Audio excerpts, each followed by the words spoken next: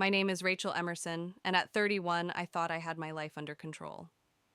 I lived in downtown Boston, worked as a senior brand strategist for one of the top marketing firms, and was finally in the running for a promotion I'd spent 5 years chasing. So when my dad called and said he'd already booked a flight for me to visit home in Portland, I hesitated. It's time, he'd said. Your sister needs you. We all need some time together, Rach. He made it sound like a warm family reunion. After Mom passed away 3 years ago, we all drifted. I hadn't seen my sister Morgan in over a year, and my relationship with Dad had mostly been texts about birthdays and the occasional check-in. A part of me missed the closeness we used to have. So I agreed. I cleared my schedule for the weekend, pushed my client pitch prep to Monday, and flew out with the hope of reconnecting. At baggage claim, I spotted Morgan's husband, Seth. He didn't look thrilled. "Hey, Rach," he said, avoiding eye contact, as he handed me a brightly colored tote bag plastered with cartoon turtles. "What's this?" I asked, eyebrows raised. "Just stuff for Max and Maya," he muttered. "They're at the curb with your dad. I've got to run. We're flying out in 2 hours. "Flying out," I echoed. "Where are you going?" Seth gave a sheepish smile that didn't quite reach his eyes. "Work trip. London, Amsterdam, then Frankfurt. 3 weeks. Big opportunity for the company." I blinked. "Wait, what?" He scratched the back of his neck. "Morgan and your dad figured it'd be good for you to spend time with the kids. You know Bond. They're 3 now, adorable little monsters. You'll be great." I stared at him, stunned. "You're leaving me with twins I've met maybe 5 times without even asking me." "Your family," he said, like that explained everything. Before I could protest further, he waved over his shoulder and jogged toward the terminal. I turned to see my dad's SUV pull up to the curb. Dad stepped out with his usual enthusiastic grin, but it faltered slightly when he saw my face. "Pumpkin, you made it," he said, arms open. I walked up slowly, clutching the turtle bag like it might explode. "Did you really fly me across the country to be an unpaid nanny?" He had the decency to look mildly embarrassed. No, of course not. It's more than that. Morgan's going through a lot right now. Her divorce from Seth has been rough. She's got this artist's retreat in Spain. It's something she's dreamed of for years. My mouth dropped. Spain. What is going on? No one said anything about Spain. Dad gestured toward the back seat. 2 small faces stared out at me from their car seats, Max and Maya. Their round cheeks and identical green eyes were wide with curiosity. "We just thought this would be a great chance for you to connect with your niece and nephew," Dad said quickly. "And it's only 3 weeks. "Only 3 weeks," I repeated, my voice rising. "Dad, I have a job. A very important one. I have meetings, deadlines." "You can work remotely," he said, waving it off. "It's not like you have your own kids to worry about." That stung. I swallowed the lump in my throat and climbed into the SUV without another word. I was furious at Dad, at Morgan, at the complete lack of respect for my time or life. The twins looked at me with cautious smiles. Maya offered me a crushed graham cracker. Dinner that night, back at my childhood home, was awkward. Morgan's flight had already left, and Dad kept trying to make small talk like nothing was wrong. His new wife, Diane, chirped about the weather in Italy and how excited she was to finally see the Amalfi Coast. I stared at my plate. "When exactly were any of you planning to tell me about this arrangement?" Dad and Diane exchanged a look. "It felt better to tell you in person," he said. "Because I'd say no if you told me over the phone. That's not fair." "It's accurate," I snapped. "You knew I'd object, so you ambushed me instead." Max launched a spoonful of mashed potatoes across the table. Diane squealed and dabbed at her blouse. Maya started giggling and mashing peas into her hair. "They're just overtired," Dad said quickly. "It's been a hectic week." "Then maybe don't leave them with someone who hasn't changed a diaper in her life." He sighed. "Rachel family helps each other out. I was there for you, coached your soccer team, remember? When I was 10 and you got thrown out of 3 games. He chuckled. "Still counts." After dinner, I called my best friend Naomi from the porch. They did what she shouted through the phone. "Dumped twins on me while they gallivant around Europe. I've been tricked.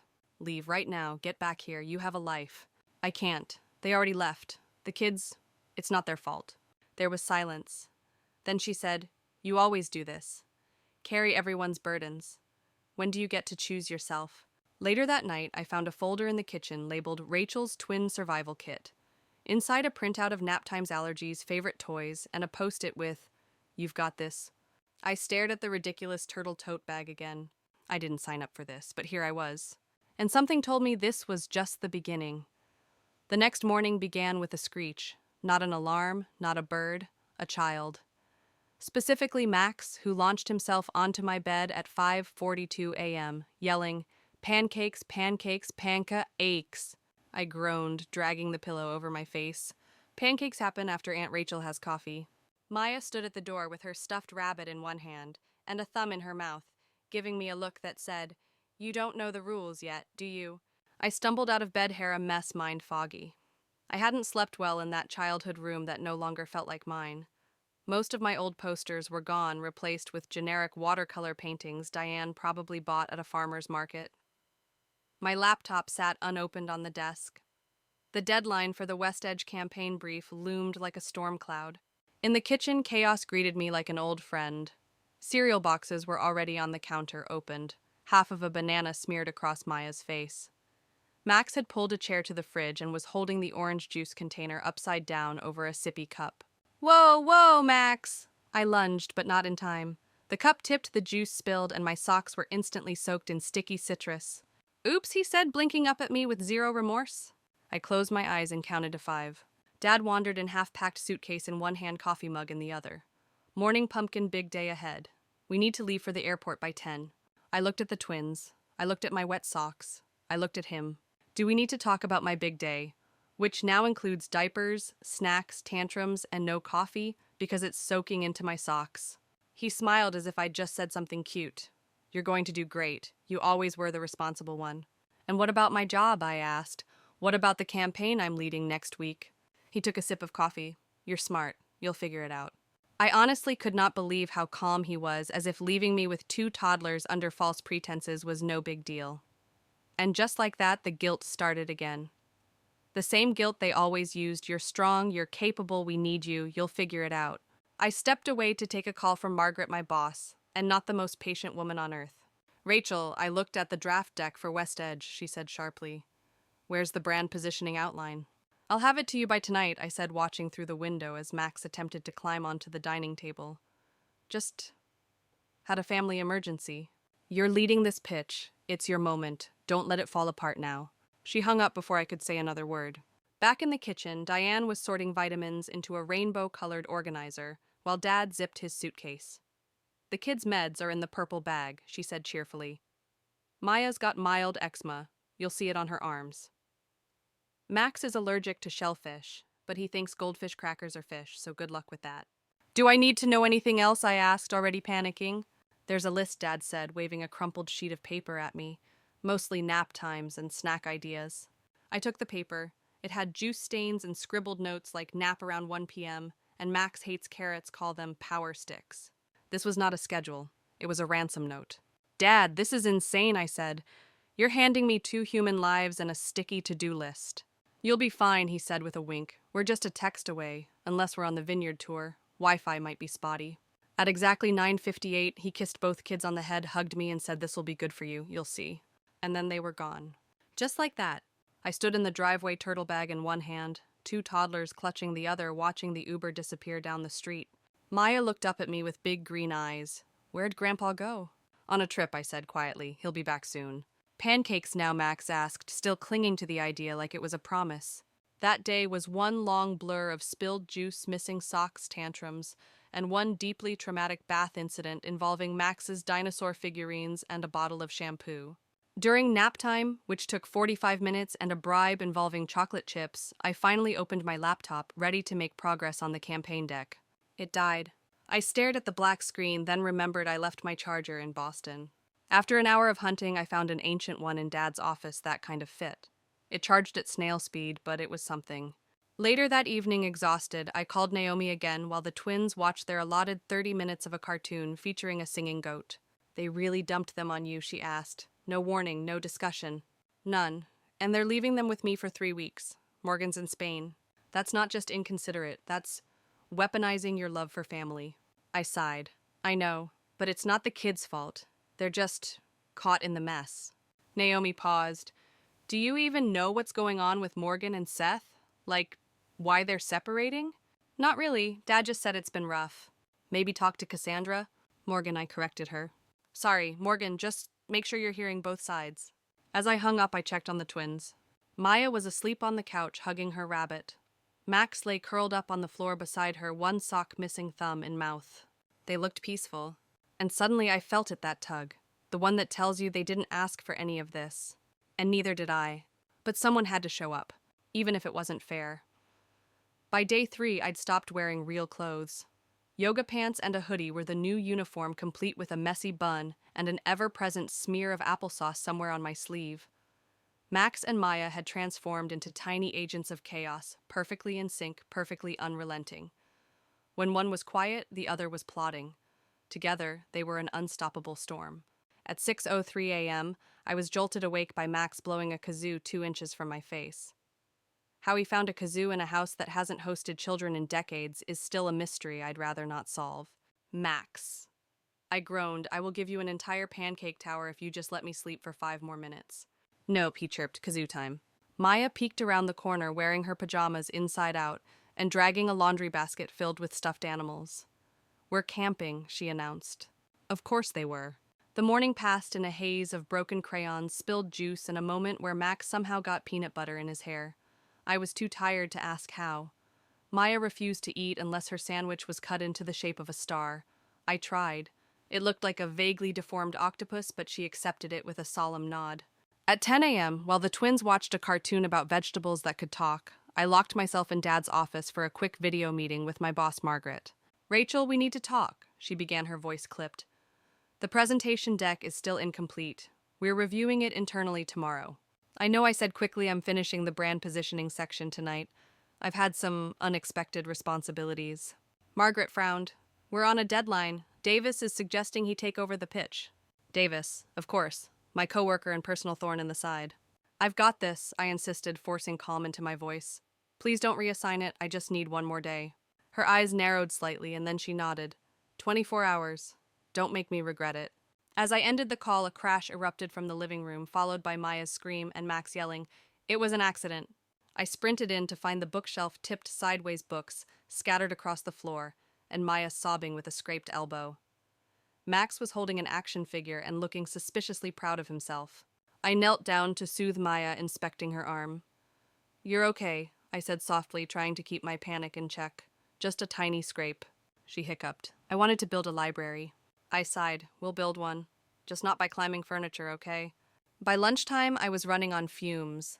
I tried to get Max to eat carrots, which he refused until I called them space rockets. Then he insisted Maya eat some too. She only agreed after I made rocket noises for each bite. I was in hell. A very loud, very sticky, very orange juice-scented hell. And then just as I sat down to eat something myself, an unappetizing piece of toast, I heard a cough. And then a second one. It was Maya. Her forehead felt warm, too warm. A quick temperature check confirmed it 101.8 degrees. 10 minutes later, Max complained of a tummy ache. No, I whispered to no one. You are not allowed to be sick. Not today. Not when I still have a presentation to finish and a sanity to maintain. Over the next hour, the symptoms escalated. Fever, crankiness, refusal to drink water, and in Max's case, a sudden bout of vomiting all over the hallway rug. I called the pediatrician listed on the emergency form Dad had left. "Hi, I'm Rachel Emerson. I'm watching Max and Maya while their parents are away, and they're both running fevers, and one of them just, threw up his weight in goldfish crackers." The receptionist sounded confused. "They're not patients here anymore. I believe they transferred to Dr. Halberd's office last year." Great, of course they did. I finally got through to the right doctor, who told me to bring them in immediately. It could be a stomach virus. Wrangling 2 sick toddlers into closed car seats and across town to a pediatrician's office by myself, Olympic-level parenting. I deserved a medal, or a nap, or both. At the clinic, Dr. Halberd, a kind, no-nonsense woman in scrubs covered in duckies, examined them and gave me the news likely viral. Give them fluids, rest, and acetaminophen. Keep an eye on fevers. She looked at me closely. "You're not their mother, are you?" I shook my head. Long story. "Well," she said with a sympathetic smile, "you're doing a good job considering the circumstances." I nearly cried in the parking lot. Back home, I set up a makeshift sick zone in the living room. Maya curled into the corner of the couch with her rabbit face flushed, while Max moaned dramatically under a blanket. "I want my mom," Maya whispered, barely audible. I felt something crack inside me. "I know, sweetheart," I said, brushing hair from her damp forehead. "I know." An hour later, I was cleaning up another mess when I saw a school document in their backpack, emergency contact info. Cassandra's no Morgan's name and number were there. I stared at it. My hand hovered over my phone. She had a right to know, right? I took a deep breath and dialed. Hello, came her voice, tired, cautious. Hey, Morgan, it's Rachel. Silence. Sal. Yeah, look, I'm calling because the twins are sick. Nothing too serious, just a stomach bug. But I thought you should know. There was a long pause. Wait, what? They're with you? Yeah, Seth said you knew. I knew they were staying with him at his house. I had no idea he was leaving the country. And just like that, the pieces fell apart. What? He lied to me, she said. I never would have agreed to this. Not in a million years. My heart sank. For her, for the kids. And yes, for myself, because I realized just how deep the manipulation went. She sounded heartbroken, furious, betrayed. And so was I. I looked at the twins dozing on the couch, cheeks red with fever. This wasn't just about babysitting anymore. This was about what was right, and what had gone very, very wrong. The next morning arrived on shaky legs and stale coffee. Both Max and Maya were still running low fevers, and neither had much of an appetite. I managed to get Max to sip watered-down apple juice and eat half a banana, but Maya refused everything except a popsicle, which she dropped on the couch mid-suck and promptly forgot about. I spent most of the morning on the floor with them, reading from a stack of books I found in the back of Dad's hall closet. Maya curled against my side, her skin warm and sticky. Max fell asleep with his head on my lap and his dinosaur tucked under his arm. I should have felt peaceful in that moment, but I didn't. Instead, I felt the rage boil in me. Not at the kids, but at Morgan, at Seth, at Dad. At the way they had all made choices that left me here without warning, without help, without respect. It didn't stop with the emotional ambush. They had lied to each other, manipulated the people they claimed to love. And now these two sick, sweet, innocent kids were the ones paying for it. I needed to do something, but first I needed the truth. Morgan and I had spoken briefly the night before, but our conversation had been cut short by Max's impromptu vomiting session. Now, with the kids quietly napping on the couch, I grabbed my phone and called her again. She picked up on the second ring. Rachel. Yeah, they're still sick. Fevers are a little lower. They're sleeping now. There was a pause. Thank you, she said. I've been losing my mind all night. I want to understand what's going on, I said carefully. Seth told me you were separating, that things have been rough, that you asked for space. She let out a sharp laugh. Is that the version he's spreading now? I stayed silent. We're not just separating, we're divorcing. We've been in mediation for 3 months, and he didn't ask me for space. He avoided space with the kids. He never wanted to be home, always traveling, always working. I was the one at every parent-teacher meeting, every doctor appointment, every meltdown at 2 a.m. I closed my eyes, remembering what Dr. Halberd had said at the clinic. Normally, the mother brings them in. Very consistent care schedule. He said this business trip could save his company, I said. Rachel Morgan said softly. This trip isn't about business, it's about image. He wants to look like a capable dad to protect his custody case. But he never intended to actually do the work. He dumped it on you the second you stepped off that plane, didn't he? I didn't answer. She didn't need me to. You didn't agree to any of this, did you? She asked. No, I didn't. And the kids, they barely know you. I looked over at Max's sleeping face. They know enough to call me Aunt Rachel. And right now, I think that's all that's holding them together. We talked for a long time after that. She told me about how she'd spent the last 3 years trying to keep everything afloat, working part-time, raising twins, mostly alone, doing therapy, trying to maintain the illusion of a happy home for the sake of appearances. Eventually, she said, I realized the illusion was killing me. I told her what I'd found, how Seth had deleted her contact from the shared family address book, how Dad kept defending his trip to Europe as a well-deserved break, how no one seemed to think it mattered that she'd been cut out of the decision entirely. I don't know what to do, I admitted. I want to do what's right, but I don't even know what the legal line is here. You're not their guardian, she said softly. You're just the one left holding the bag. And I was. The turtle bag, the crumpled schedule, the responsibility none of them respected, yet all depended on me to carry. That's when I made the next call, to a family law attorney. Her name was Jillian Porter, and by some miracle she had an opening that afternoon. I arranged for Mrs. Lorne Dad's sweet neighbor, who had grandkids of her own, to watch the twins for 2 hours. When I explained the situation, she clucked her tongue in disapproval and said, They pulled a fast one on you, honey. Go get your answers. Jillian's office was quiet, decorated in soft colors, and children's drawings clearly from clients. She listened intently as I explained the situation, occasionally jotting notes in a yellow legal pad. So she said finally, looking up over her glasses, "Your brother has temporary custody for the month of July per their separation agreement." "Yes. And instead of keeping the children himself, he left the country and placed them in your care without the mother's knowledge or consent." "Yes." She nodded grimly. "That's a violation." My heart sped up. Of what exactly? Most joint custody agreements include a right of first refusal clause. That means if one parent is unable to fulfill their custodial duties, the other parent has the first right to take the children, before any third party like an aunt is involved. I stared at her. So Morgan should have been given the option before me. Precisely, and depending on the wording, removing the children from their home or intending to take them out of state or the country without notifying the other parent could also be a breach. I sank into the chair. So what do I do now? Legally, the mother has the right to reclaim custody immediately. You unfortunately have no legal authority to keep them in your care unless she authorizes it. But if I hand them over to her, I'm afraid of what Seth will do. He'll flip. She leaned forward. Then let me help. I can mediate the communication if you'd like, or I can draft a statement outlining your position and the legal justification. I nodded slowly. Let's do that. By the time I left the office, the sun was lower in the sky. I stopped at the bakery on the way home and picked up cinnamon rolls for the twins. They were waiting with Mrs. Lorne watching cartoons and wrapped in blankets. Their faces lit up when they saw me. "Did you get donuts?" Max asked hopefully. "Even better," I said, handing him the warm box. "Cinnamon rolls." That night, after bath time books and cuddles, I watched them fall asleep. And I made a decision. I was going to do what their parents didn't. Protect them, put them first, and bring them home to the one person who'd always put them first. Their mother. The next morning, I moved like a woman on a mission. After 2 weeks of living someone else's life, of being the emergency backup plan, no one bothered to inform I had finally reached my limit. I wasn't just tired. I was done. Done being manipulated. Done being guilted into silence. Done watching 2 kids get caught in the emotional crossfire of a marriage they didn't ask to be born into. I made pancakes because it was what Max expected, and because I knew we wouldn't be here tomorrow.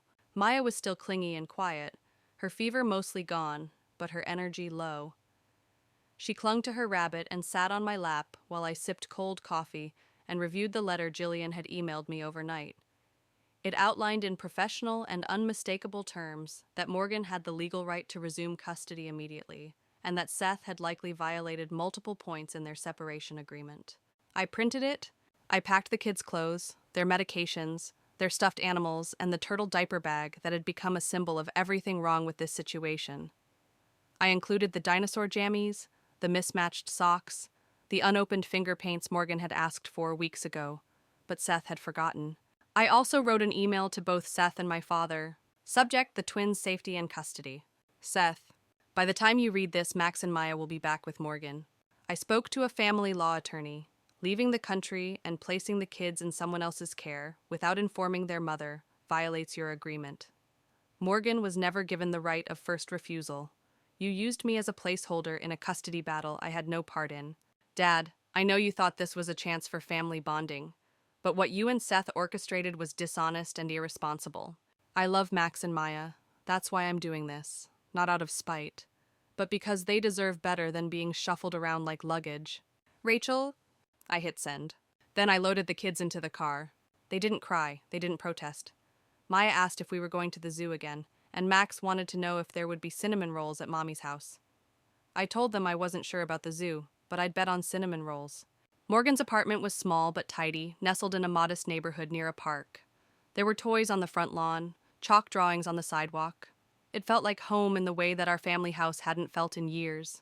When she opened the door and saw them, she froze. Mama Maya shrieked, launching into her arms. Max followed, grinning so wide I thought his cheeks might split. Morgan sank to her knees, arms full of children and eyes full of tears. "My babies," she whispered. I stood frozen, watching this moment unfold, feeling something heavy fall off my chest. She looked up at me over their heads. "Thank you," she mouthed. I gave a small nod and helped carry in their bags. Inside, her living room looked like a place where kids were loved, not just managed artwork on the fridge, a toy bin sorted by color picture books in every corner. Her laptop sat on a desk in the dining nook next to a stack of early childhood education textbooks. "I've been doing online classes," she said as she poured me coffee, "trying to qualify for a better teaching job." "You're doing amazing," I told her, meaning it. I'm I'm stunned," she said finally. "That you brought them to me. That you stood up to them." "I had to," I said. "Not just for the kids, for me." We talked.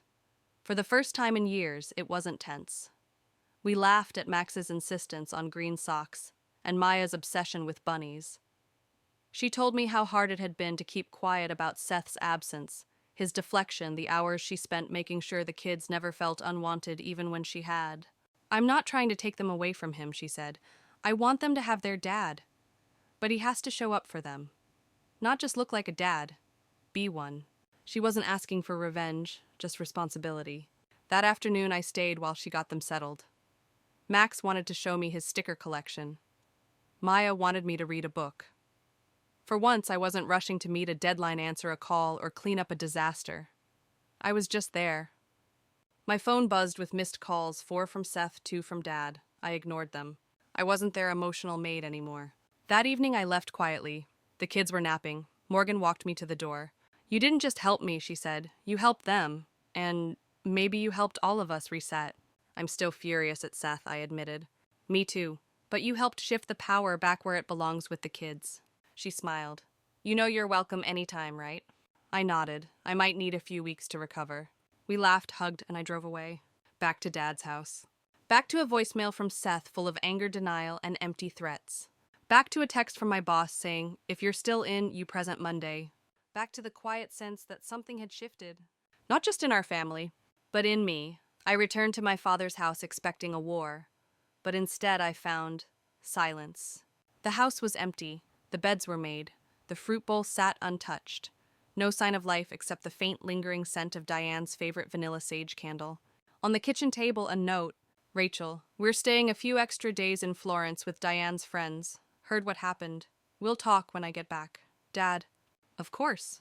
"Leave town. Avoid the fallout. Let someone else clean up the mess." Typical. I set down my bags and wandered to the back porch. The quiet was heavy.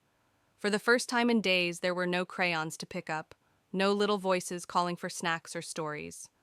The silence should have been a relief, but it wasn't. I sat in one of the patio chairs watching the sunset paint the sky and opened my laptop. Margaret had emailed again. "Rachel confirming Monday at 10 a.m. for the West Edge pitch. Davis is still circling, but I've told him to back off. For now. Hope you're ready." I opened the presentation deck and worked for the next 3 hours, straight powered by a combination of guilt, adrenaline, and cold leftover pizza. And I crushed it. The next morning, I emailed the finished presentation to Margaret, complete with polished branding analysis visuals and campaign strategy. 10 minutes later, she replied, "Looks great. If you deliver this the way you wrote it, the promotion is yours."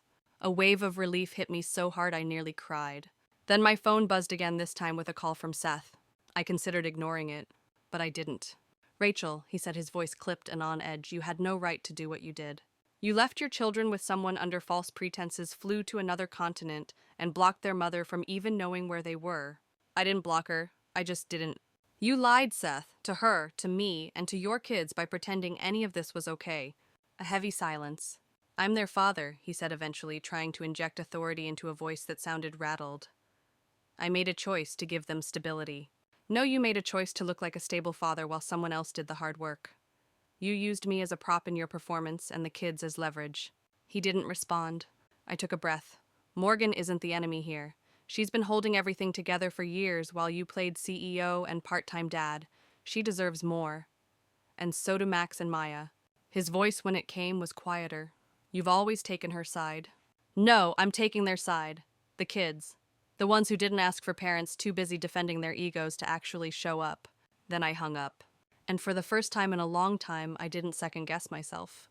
That afternoon, I packed up the last of my things. I'd booked a flight back to Boston for the next morning. As I zipped my suitcase, my phone chimed again. "Dad." I stared at the screen for a moment, then answered. He didn't waste time. "Princess, I just got caught up on everything. You blindsided your brother." "Did I?" I said flatly. "Or did I just refuse to let him blindside me?" A pause. "I wish you'd come to me first." "Dad," I said slowly, trying to stay calm, "you were in on it. You knew what Seth planned and helped him. You handed me a diaper bag at the airport and smiled like I was being welcomed home. You knew I had no idea. He sighed. I thought it would be good for everyone. It wasn't. It was manipulation dressed up as family bonding. Silence. I just wanted us to feel like a family again, he said. Your mother would have... No, I cut in. Don't use her. She would have hated this. She would have told Seth to cancel the trip and be a father. She would have told you to stop enabling his irresponsibility. You keep using her memory as a weapon, and it's not fair to any of us. Especially not to her. He was quiet for a long time. Then finally, you're right. That surprised me. I've been selfish, he added. I was so desperate to keep this family from falling apart that I ignored how it was already breaking. I'm sorry, Rachel. I exhaled. For once, it sounded like an apology without a catch. Thank you, I said. I'm not asking for perfection. Just honesty. I want to do better, he said quietly. And I want to hear how Monday goes. The big pitch. I know how hard you've worked for that. I'll let you know, I said, if I survive it. We both laughed, a real one this time. Maybe this was the start of something better. Not perfect, but better. Monday morning arrived and I was back in Boston. The sky was gray, threatening rain, but I didn't care. I had my best blazer on, a venti iced coffee in my hand, and exactly zero tolerance for anything less than success. I'd been through a firestorm and somehow I was still standing. Stronger. As I entered the conference room at the agency, I caught Davis's smirk from across the table. He was already mid-conversation with Margaret, gesturing at the screen like he was ready to pounce on my opportunity the moment I slipped. I didn't. I sat up, breathed deep, and began the pitch. Good morning. Today I'll walk you through our campaign for West Edge Apparel. This isn't just a rebranding, it's a redefinition of identity, one that connects bold design to bold living. I'd never felt more grounded, more prepared. As I moved through each slide, each talking point, I heard my voice steady, confident. The chaos of the last 2 weeks had sharpened me, made me unshakable. By the end of the presentation, Margaret nodded. Well done, Rachel, she said. That was compelling. Davis opened his mouth, but she cut him off. I'll let you both know by end of day, she added. But if I had to decide right now, I think we all know which direction I'm leaning. I packed up in silence, ignoring Davis's glare, and left the building. Outside, I let out a breath I hadn't realized I'd been holding. I had done it. That afternoon, I stopped by my apartment for the first time in over 2 weeks. My plants were somehow still alive. My fridge was empty except for expired almond milk. But it was my space. My life. And for the first time in a while, it didn't feel like something I was putting on hold. I turned on some music, poured a glass of wine, and sat on the couch to scroll through my messages. A new one from Morgan lit up the screen.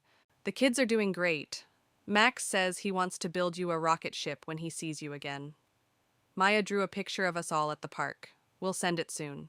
Also, I finally talked to Seth. He was quiet.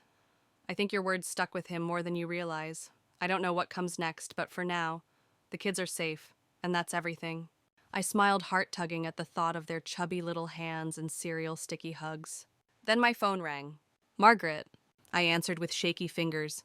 Congratulations, she said. The client loved it. You're getting the promotion. I froze. Wait, seriously. Seriously, take the night to celebrate. We'll make the announcement tomorrow.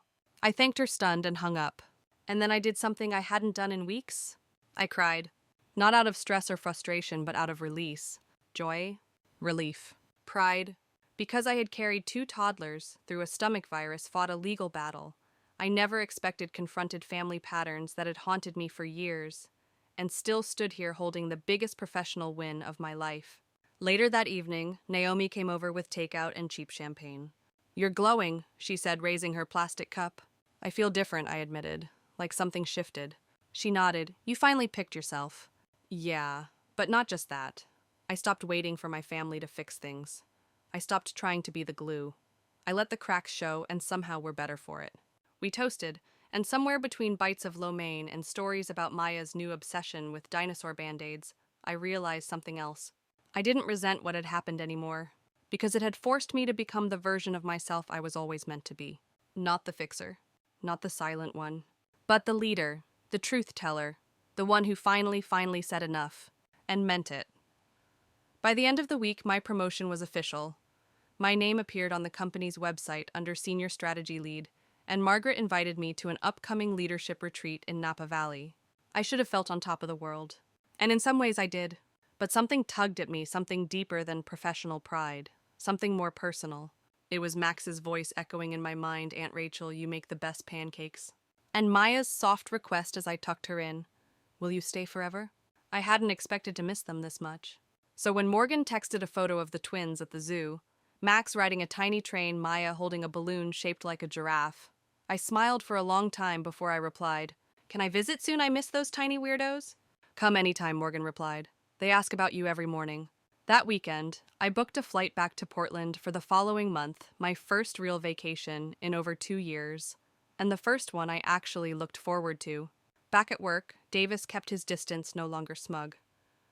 Margaret pulled me into a one-on-one and said, I've never seen you that composed before.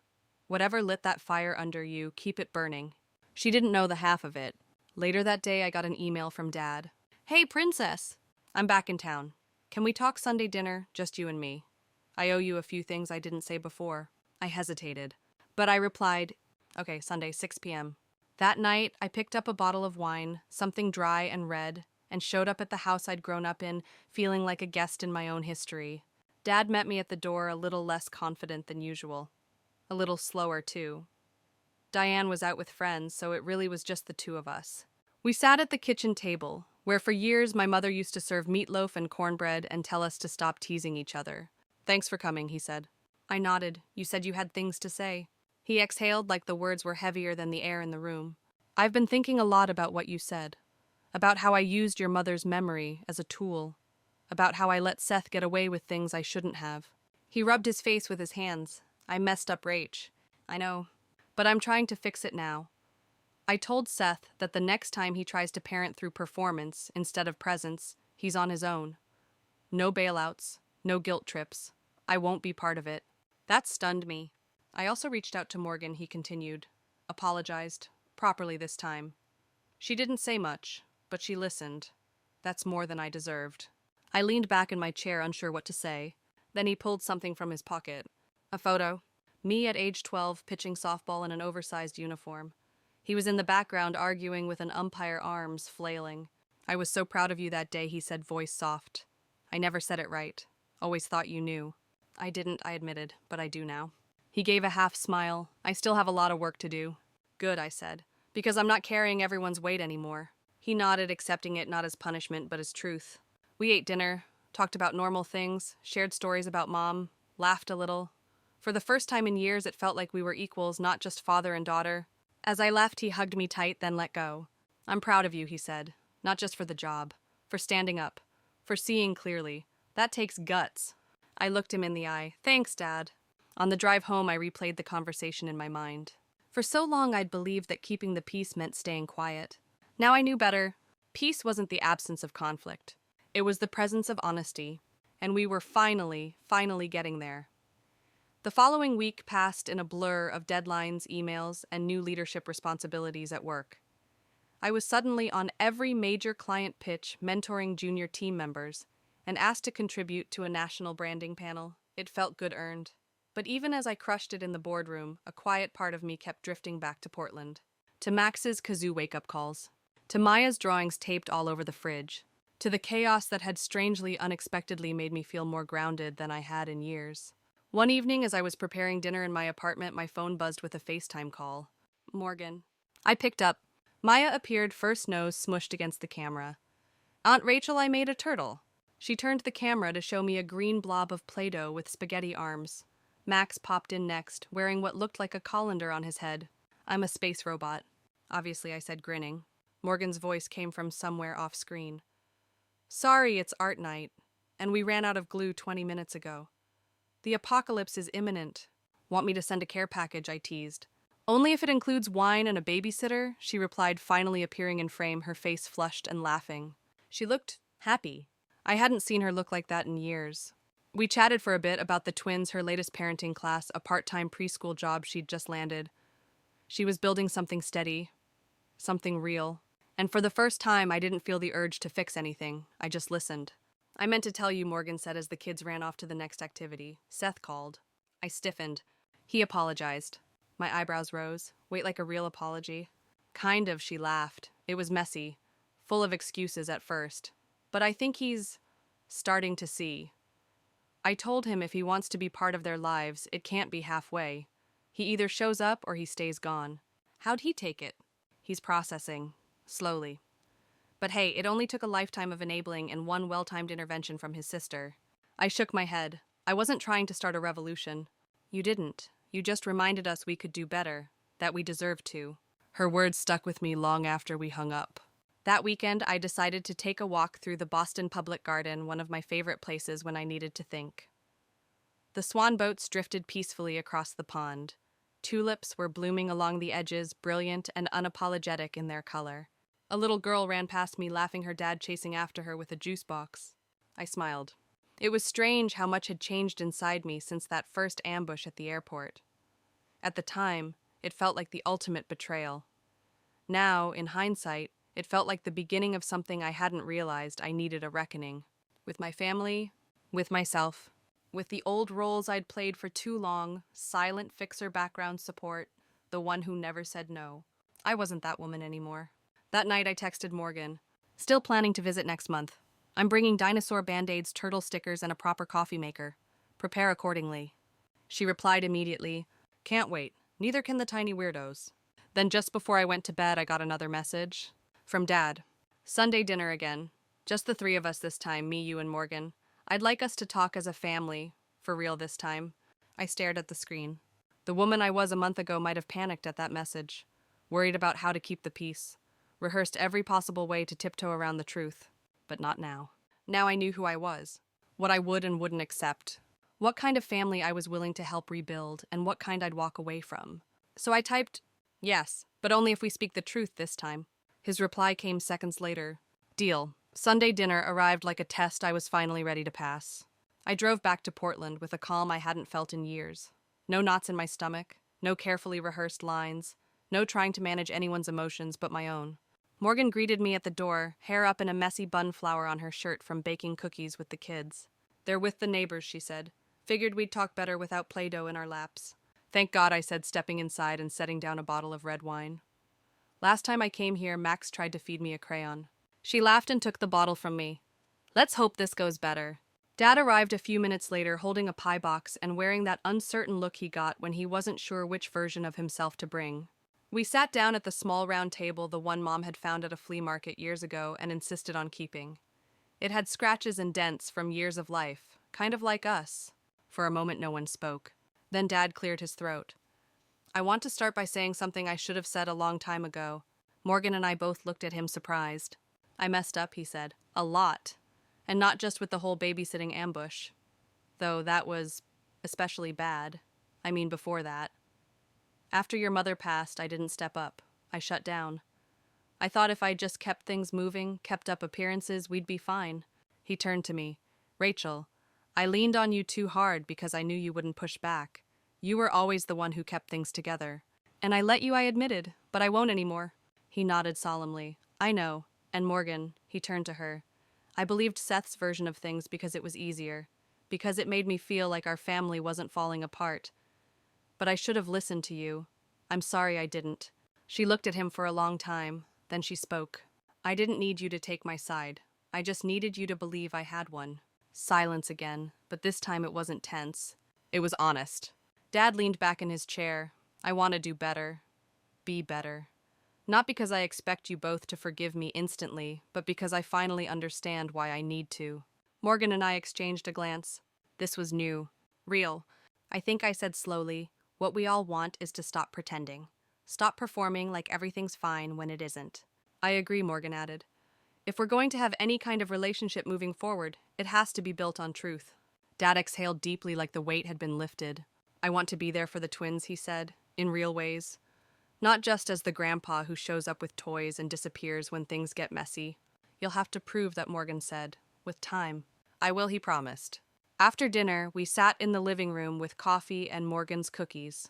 Talked about Mom, about how different things had been when she was around, and how maybe it was time to stop comparing everything now to then. She made us feel safe, I said. She also didn't let any of us get away with anything, Morgan added with a laugh. Exactly, Dad said, a little choked up. She was the spine of this family, and I've been trying to walk without one ever since. We didn't solve everything that night. There was no grand breakthrough, no neat resolution. But for the first time in years, we weren't just a group of people orbiting each other out of obligation. We were a family. Flawed, hurt, trying. And that was enough. As I hugged Morgan goodbye at the door, she held me tighter than she had in years. You changed everything, she whispered. So did you, I replied. Outside, Dad stood awkwardly by his car. I meant what I said, he told me. I know, I said. Then I smiled. But if you ever try to trick me into babysitting again, I'm reporting you to child services. He laughed louder than I expected. Deal. And for once it felt like we were all standing on solid ground. Back in Boston, things didn't slow down, they accelerated. I was officially in the big leagues now, high-level strategy meetings, client dinners, mentoring junior analysts. I was thriving, sure, but not invincible. And I knew that now. Because power without boundaries is just exhaustion in disguise. One Tuesday evening, after a 12-hour day, I found myself scrolling through photos Morgan had sent me earlier. Max proudly holding up a drawing of a dinosaur that looked more like a hamburger. Maya covered in paint, and Joy, the caption, "Art Day got messy. We survived." I smiled. And I felt it again, that tug towards something real, something grounded. Not motherhood, but connection, presence. I wasn't sure what it meant yet, but I knew it mattered. The next day, Margaret pulled me aside after a meeting. "You've leveled up," she said. "And not just in your pitch game. You're different." I blinked. Good different, or HR reportable different? She laughed. Strong, clear, like you stopped waiting for someone else to give you permission. I thought about all the times I'd swallowed my voice for peace, for approval, for safety. "I guess I finally decided I'm allowed to take up space," I said. "Good," she nodded. "Because we're putting you on the national retail rebrand. You'll be leading." It was huge, a dream project. And I said yes without hesitation, but I also added something I never would have before. "I'll be out for 4 days next month, visiting family. It's important." Margaret just smiled.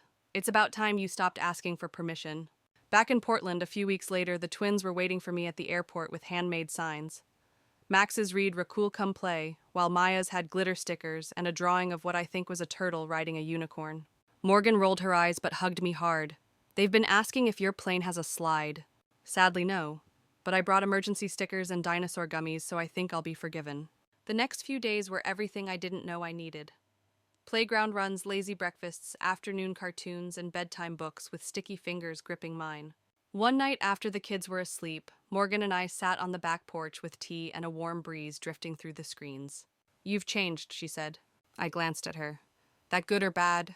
"Good. You're less afraid to take up space." I smiled. Funny. Margaret said the same thing. "You used to disappear around us," she said gently. "Like you thought the only way to be part of this family was to be useful." I did. "And now I know I don't have to prove my value by sacrificing myself." Morgan nodded. "I'm still learning that too." We were quiet for a while, sipping tea and listening to the wind chimes. Then she said, "The kids love you, you know." I looked out at the dark yard, remembering how I'd once dreaded the idea of caring for them.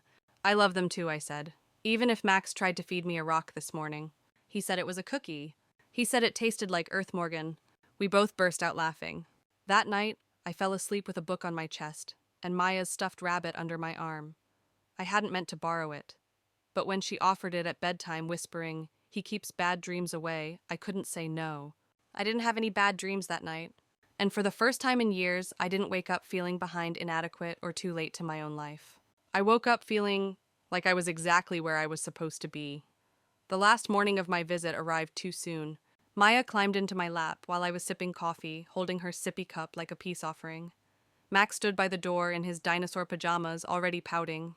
"Do you really have to go?" he asked, clutching his plastic T-Rex like it was a security blanket. I looked at both of them and felt the tug in my chest tighten. "I do," I said gently, "but I'll be back. And maybe next time you two can come visit me in Boston." There's a giant dinosaur skeleton at the museum there. Max's eyes lit up like it was Christmas morning, a real one. "The biggest one in the world," I whispered, like it was a secret just for him. Maya gasped. "Can I bring my bunny?" "Only if Bunny likes science," I said with a wink. Later, as I hugged Morgan goodbye on the porch, the kids ran in wild circles around our feet. "Thanks for everything," she said, holding me a second longer than necessary. "You don't have to thank me," I replied. "You never did." "I do," she said firmly, "for showing me that I'm allowed to ask for help, and for reminding me I'm not the only strong one in this family." We smiled. It was the kind of smile that carries weight, history, forgiveness. Dad arrived a few minutes later. He'd come to say goodbye, something he hadn't always made time for in the past. You want to ride to the airport, he asked. I hesitated, then nodded. Sure. The ride was mostly quiet, but comfortable. He didn't try to fill the silence with small talk. Just let the hum of the engine do the work. As we pulled up to the terminal, he finally spoke. I've been thinking about what you said about Mom, about not using her memory like a weapon. I glanced at him. You were right, he continued. She was the moral compass. But maybe it's time I stop using her absence as an excuse to avoid finding my own. I blinked. I'm proud of you, Rachel, he said, his voice catching just slightly. I should have said it sooner, should have said it more. Thank you, I said quietly, heart full in ways I wasn't prepared for. As I got out of the car and grabbed my bag, he added, and next time we'll babysit for you. Fair's fair. I laughed, and for once it wasn't bitter. Deal, I said. The flight back to Boston felt different. Not like an escape, not like a return to normal, but like a continuation of something stronger, richer, more grounded. When I walked into my apartment, everything was where I left it. Plants thriving, the sun pouring through the windows, a fresh notebook sitting on my desk with a new label on the cover, Boundaries and Breakthroughs. I sat down and flipped it open. Page 1 read, Things I've learned the hard way. Love without boundaries becomes resentment. Family without honesty becomes performance. You can be reliable without being responsible for everyone else's happiness. Saying no doesn't make you cold. Saying yes to yourself isn't selfish. Later that night, I uploaded the last of the photos from my trip. Max asleep in the grass with a dinosaur tucked under his arm. Maya painting the driveway with sidewalk chalk hearts. Morgan laughing with flour in her hair. Dad holding both twins while trying not to spill juice on himself. A family. Not perfect. But healing. Before bed, I recorded a quick voice note to myself. You didn't go to Portland to fix anyone. You went to see what was left, and what you found was not just the mess, but the pieces worth keeping. You didn't get ambushed. You got awakened. And maybe that was the real story. Not about babysitting or betrayal, but about reclaiming voice space and choice without apology, and realizing the strongest thing I ever did was stop trying to be the glue and start becoming the foundation. Thank you for listening to my story. And if you've ever had to say no to protect your peace or yes to rewrite the ending, share your journey in the comments below. And remember, real family doesn't manipulate your love. They honor it.